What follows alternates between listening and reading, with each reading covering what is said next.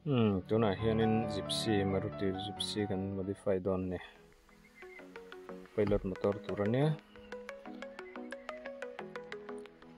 aflek info na tur ha rot toite kan bo don na chu rot bo mai na tur pham lo ban plastic a hanen bo mai na turam lo fangin me rot toite le nut ball hi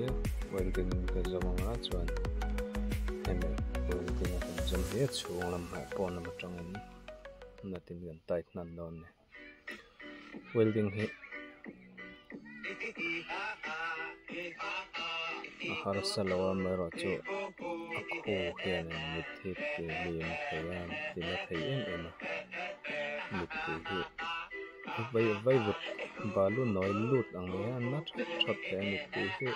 atla pa na abir zoi e te ni chuan chumi bang chuan doctor hanin ka toilet bo himin te protector he ko chu veng khop le chona eng vel hi chuan in mit lampang hi chu ke ma jana effect luk tok lawa chuan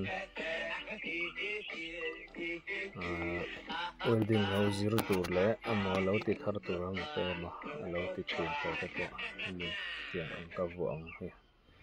lo mang ve ila hi chuan in se ka tin puyani chuan he video karon da hi time pass nan te na thave le he video da that nan te han hanin karon upload ve le a chuan hemi video min lo en subscribe to te po chung alon thu ba saya like te subscribe te min lo ti sub to ren in thong ai na karon bil le chuan video thar lang ron siam ron da zel da po kan tum tu ron ngai na thana nat thi alo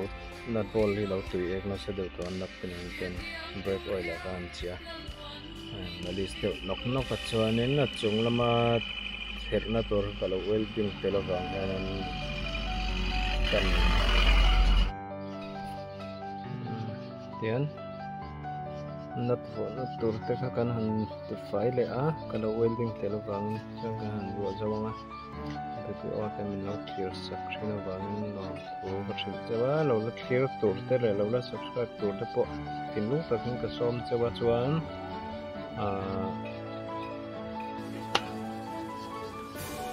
lom na